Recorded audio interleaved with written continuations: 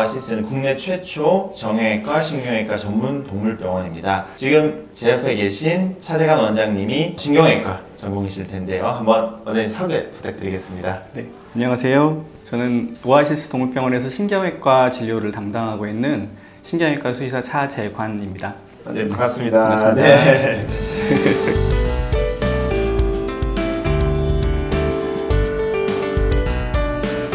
알람 구독자분들께서도 동물병원에서 어떤 전문 과목에 대한 게 좀 생소하실 수도 있을 것 같아요. 네. 아무래도 원장님께서 이제 외과 전공하시면서 또 그 분야 쪽으로 좀 더 심도 깊게 공부하신 거라고 보면 될까요? 네, 저는 이제 외과 대학원에서 외과를 전공을 했고요. 네. 저는 대학원 들어간 게 거의 15년 전인데 네. 우연한 계기로 신경외과에 관심을 갖게 됐어요. 그래서 그때부터 줄곧 이제 신경외과 쪽을 주로 해오다 보니까 지금은 거의 대부분 진료가 신경외과 또는 신경과 관련된 질환들을 주로 보고 있습니다. 네. 또 오아시스 병원에서 가장 많이 오는 신경외과 질환들 어떤 게 좀 있을까요? 저희가 보통 이제 신경외과라고 하면 주로 이제 대부분 이제 크게 뇌랑 척추로 나눴을 때 뇌종양 수술도 있고요. 뇌종양. 척추 관련돼서 뭐 척추 디스크 이런 질환도 많이 있고 또는 척추 골절, 척추 기형 같은 것도 있고요. 척추 종양이나 척수 종양 이런 것도 있고 우리가 뭐 소형견에서 자주 생기는 키아리 유사 기형이라든지 척수 공동증 이런 수술들도 많이 하고 있습니다. 디스크 원장님께서 많은 환자들을 좀 보셨을 텐데요. 단계를 좀 나눠볼 수 있잖아요, 디스크가요. 예, 그래서 예. 단계를 어떻게 좀 구분을 하고 계실까요? 쉽게 설명드리면 일단은 제일 경미한 단계라고 하면 통증이 있을 수 있죠. 뭐 허리나 목 쪽에 통증만 있지만 그러니까 뭐 마비라든지 이런 것들은 없는 상태가 이제 가장 경미한 단계라고 볼 수 있고 좀 더 심한 단계는 운동 실조, 보행 실조라고도 하는데 움직일 때 여기가 비틀거린다든지 자꾸 이렇게 쓰러진다거나 주저앉는다거나 이런 단계로 이제 그 다음 진행된 단계라고 보면 될 것 같고 좀 더 진행이 되면 이제 좀 마비 단계가 오는 거죠. 예, 마비가 와서 처음에는 좀 걸을 수 있지만 마비가 있는 단계도 있을 수 있고 부전마비라고 하죠. 네. 예. 좀 더 심해지면 이제 완전히 마비가 되는 거죠. 완전 마비가 예, 되죠. 운동신경이 완전히 없어서 다리를 질질 끈다거나 또는 이제 목 디스크가 있으면 사지마비가 오기도 하고 또 중요한 점은 이제 통증 감각이 있는지 예, 그것도 이제 피부를 꼬집었을 때 감각과 또 뼈까지 세게 꼬집었을 때 우리가 심부 통증 감각이라고 하는데 네. 그 감각까지 없어지면 제일 안 좋은 단계라고 봐요. 원장님께서는 주로 어떤 단계에서 좀 수술을 지시하시고 또 어떤 단계에서는 뭐 재활이나 회복, 뭐 휴식으로 또 보시는지요? 통증만 있다고 하더라도 통증이 너무 심하거나 통증이 뭐 약을 먹어도 낫지 않고 오래 가는 경우가 또 있을 수 있거든요. 그런 경우에는 수술적인 치료를 충분히 생각해 볼 수 있다고 생각을 합니다. 그래서 신경계 검사와 그리고 MRI 소견 이런 것들을 종합적으로 판단을 해서 수술을 했을 경우의 장점과 수술을 안 하고 보존적 치료를 했을 때 장단점 이런 것들을 충분히 설명을 하고 권유를 드리는 편입니다. 단계에 따라서 딱 끊기보다는 네. 예를 들면 통증이 심한 정말 1단계에서도 네. 수술이 지시되기도 하고 그 외에 뭐 당연히 마비 증상이 있을 때도 그거에 따라서 맞춰서 하신다는 말씀이시다, 그죠? 네, 그렇죠. 재활 치료의 뭐 강도, 시기별로 좀 다를 것 같아요. 네네네. 원장님께서는 주로 수술 이후로 어떤 재활은 어떻게 좀 진행을 하고 계신지요? 수술하고 나서는 통증을 줄여주는 텐스 이런 치료가 있고 또 뒷다리 근육이 너무 약해져 있다 뭐 이러면 NMES라고 해서 전기 자극하는 치료도 있고요. 또 침 치료도 한 가지 또 침 좋은 치료. 방법이 될 수 있어요. 또 다른 것들은 뭐 수중 재활 치료도 있고요. 그래서 환자 상태에 맞는 그런 치료를 선택을 해야 될 것 같고. 오아시스 동물병원 이제 오게 된 가장 큰 이유 중 하나가 대한민국에서 흔하게 하지 않는 뇌수술 가능한 병원이거든요. 원장님께서 뇌수술을 이제 어떤 경우에 좀 많이 하시는지랑 어떤 경과로 이렇게 진행이 되는지 그런 부분들 한번 잘 설명해 주시면 좋을 것 같습니다. 주로 뭐 뇌종양 수술 같은 경우도 많이 리퍼를 받고 또 이제 다른 병원에서 진단은 받았는데 수술이 안 된다, 수술이 불가하다, 이거는 다른 치료를 해야 된다 이렇게 말씀을 듣고 오시는 경우도 굉장히 많거든요. 근데 막상 오셔서 보면 수술적 접근이 충분히 가능한 경우 그런 경우도 굉장히 좀 많습니다. 보호자분들도 사실 몇 년 전만 해도 뇌수술은 국내에서는 못한다고 들었다 이런 얘기를 많이 하셨었어요. 예, 수의사 선생님들도 뇌수술에 대한 인식이 뇌수술은 국내에서 못한다 이렇게 말씀하시는 경우들도 좀 많았다고 생각이 되는데 지금은 충분히 기술도 많이 발전을 하고 저 같은 경우도 개인적인 경험도 많이 쌓여 있고 하기 때문에 뇌수술, 특히 뇌종양 수술 같은 경우에 예전에는 어렵다고 생각했던 그런 부분들도 많이 하고 있고 뇌종양 같은 수술의 경우에는 수술을 했을 때 후유증이 생긴다거나 또는 얘가 사망할 수 있는 위험이 크다거나 이럴 때는 수술을 권하면 안 되겠죠. 네. 하지만 뭐 충분히 접근이 가능한 위치에 있다. 그러면 수술은 충분히 해볼 만합니다. 네. MRI를 찍어서 뇌종양 진단을 받았어요. 네네. 그러면 이제 치료할 수 있는 방법이 수술밖에 없나요? 아니면 뭐 다른 방사선 치료라든지 네네. 뭐 항암 치료라든지 다른 방법이 좀 있을지요? 뇌종양 수술을 한다고 해서 수술만으로 다 치료가 되는 건 아니에요. 물론 수술 한 번으로 완치가 될 수 있는 경우도 있긴 있습니다. 특히 고양이하고 개하고 좀 다른데 고양이 뇌수막종 같은 경우는 또 치료를 하면 완치될 확률이 좀 높은 편이에요. 수술로 완치. 네, 수술로. 강아지 같은 경우는 수막종이 좀 더 사람이나 고양이보다는 수술만으로 다 제거하는 게 어려울 때가 있어요. 특히 강아지 수막종 같은 경우는 굉장히 잘 부스러지고 주변 뇌 조직이 굉장히 딱 달라붙어 있고 이게 완벽하게 제거하기가 좀 힘들 수 있거든요. 그러다 보니까 수술 후에 재발할 수 있는 게 한 가지 문제점이 되죠. 그런 경우에는 방사선 치료나 조직 검사를 해서 항암제 같은 것도 써볼 수는 있습니다.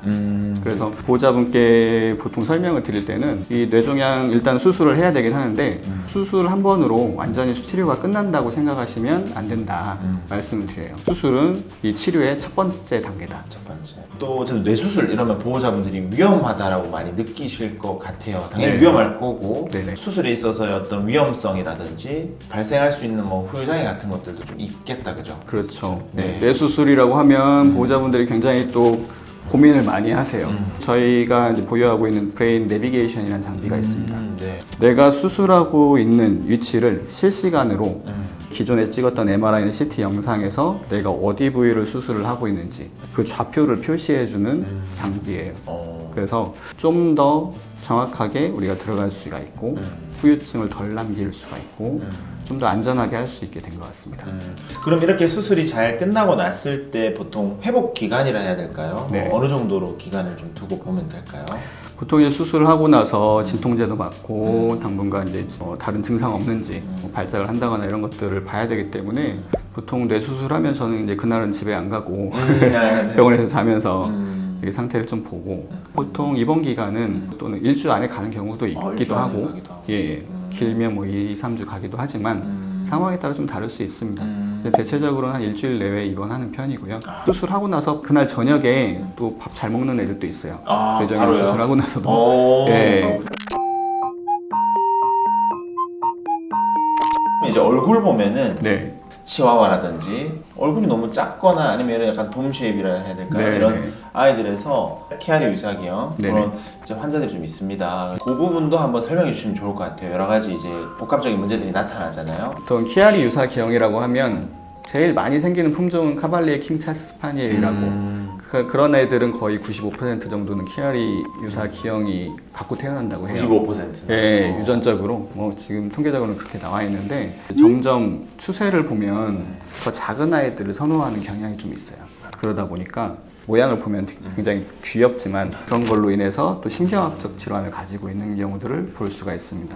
대표적으로 뭐 키아리 유사 기형이라는 질환이 있고 그것 때문에 생길 수 있는 뭐 척수 공동증이라는 것도 있고요. 2차적인 문제들이 그로 인해서 발생을 하게 되는데 원래 강아지들 조상은 늑대잖아요. 네. 그러니까 주둥이도 길고 뇌가 들어갈 수 있는 공간도 이렇게 길쭉하게 있어야죠. 근데 이런 아이들은 보시면 굉장히 이렇게 짧아져 있어요. 주둥이가 짧고 두개골도 이렇게 단축이 돼 있기 때문에 그로 인해서 너무 작은 공간 안에 뇌가 굉장히 밀집돼서 들어가 있는 상태가 되는 거죠.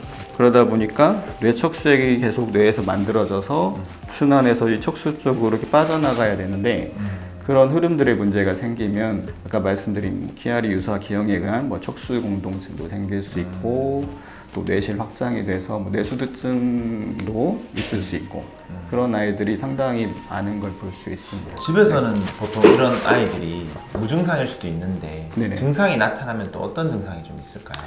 그래서 대표적으로 통증이 있을 수 있고 통증이라고 하면 두통도 있을 수 있고 목이나 또는 척수공동증이 많이 진행된 경우에는 전혀 다른 위치, 예를 들어서 뭐 발 같은 데를 계속 깨문다거나 핥는다거나 아니면 이 목 쪽 이 주변을 계속 긁는다거나 뭐 팬텀 스크래칭이라고 하는데 그런 증상들도 척수공동증에서 생기는 증상이라고 볼 수 있습니다. 그럼 이제 그런 증상이 있을 때 아무래도 병원에서 검사를 받고 치료를 하게 될 텐데요. 뭐 수술 없이 약을 먹는 아이들도 있는데요. 네. 그런 경우로는 이제 원장님께서 어떻게 좀 판단하셔서 네. 하시는지 궁금합니다. 판단의 기준은 사실 뭐 증상이 제일 중요하다고 봅니다. 네. 다른 고려할 점은 연령도 있을 수 있고 아이의 상태, 증상 이런 것들이 중요한 부분인데 사실 무증상으로 전혀 사는데 문제가 없으면 수술을 굳이 권유드릴 필요는 없을 것 같아요.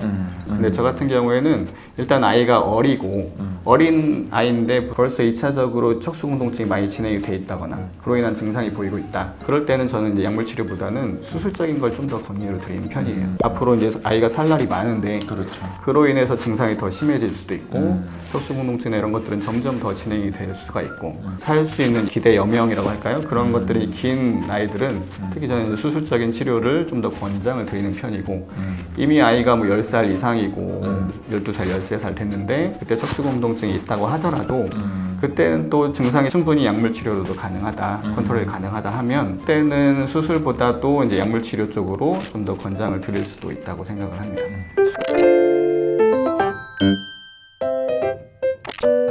안 그래도 저희 계알람 채널 통해서 또 질문들을 많이 주셨어요. 여기 질문 주신 게 신경외과를 하려면 학부 때 배우는 뇌신경 위치 통로 등을 다 인지하고 수술을 들어가시는지 궁금합니다. 이렇게 질문을 주셨어요. 네. 어떠실까요? 학부생이신가 봐요. 네, 맞는 것 같아요. 네. 학부 때 뇌신경 위치 통로, 그러니까 뭐 뇌신경이라고 하면 뭐 전체적인 뇌를 말씀하시는 거겠죠? 그런 것 같아요. 예, 예, 네. 예. 해부학은 굉장히 중요하죠, 사실. 해부학은 기본적으로 모든 수술에서 제일 중요하다고 봅니다. 사실. 네. 특히 뇌도 해부학 구조가 굉장히 복잡하잖아요. 네. 뇌 수술 같은 경우에는 뇌가 두부처럼 굉장히 무르거든요. 내가 접근을 잘못하면 뇌 손상이 굉장히 크게 올 수가 있어요. 그래서 해부학적 구조는 굉장히 중요하고 근데 한 가지 사람이랑 좀 차이가 있는 점은 사람은 그래도 대체적으로 머리 모양이 비슷하잖아요. 대체적으로 표준적인 모양을 가지고 있는데 강아지들은 품종이나 여러 아이들에 따라서 워낙 다양해요. 해부학적인 형태나 구조, 위치가 다 다양하거든요. 해부학적인 구조에 대해서 개체별로 어떻게 생겼는지 충분히 검토를 하고 들어가야 됩니다. 네. 10살 강아지가 방광결석 수술을 해도 잘 회복할 수 있을까요? 한다면 수술 후유증이 있을까 걱정입니다. 이렇게 질문 주셨네요. 10살이라는 것 때문에 걱정을 많이 하시는 것 같아요. 그런 것 같네요. 예, 10살이면은 사실 노령견이라면 노령견이지만 요즘으로 보면 네. 또 그렇게 노령은 또 아니거든요. 저희 맞아요. 기준으로는요. 예. 네. 그래서 뭐 방광결석 수술이 필요하면 그렇죠. 예, 해야죠. 수술이 필요하면 네. 당연히 이 나이에서는 뭐 크게 고민 안 네, 하셔도 될 것 뭐 같거든요. 수술 전에 마취전 검사 철저히 하고 다른 문제 없으면 충분히 회복될 수 있는 상태일 것 같은데요. 10살이란 나이 때문에 너무 걱정하시는 것보다는 정확히 진단 받아서 맞습니다. 필요하면 수술을 하시는 게 좋을 것 같습니다. 마지막으로 저희 그 계알람 구독자분들께 한 말씀 해주신다면요. 아, 예. 네. 정말 이런 프로가 있어서 정말 너무 좋은 것 같습니다. 또 이런 기회를 주셔서 감사하고요. 구독자분들 또 혹시 또 궁금하신 점 있으시거나 하시면 댓글이나 이런 걸로 말씀해 주시면 답변 드릴 수 있도록 네. 네, 그렇게 하도록 네, 하겠습니다. 오아시스 병원 채널에도 많이 방문하셔서 좋은 정보 많이 얻으시고 또 구독해 주시고 하면 감사하겠습니다. 네. 오늘 출연해 주셔서 너무 감사합니다. 네. 감사합니다. 감사합니다. 네.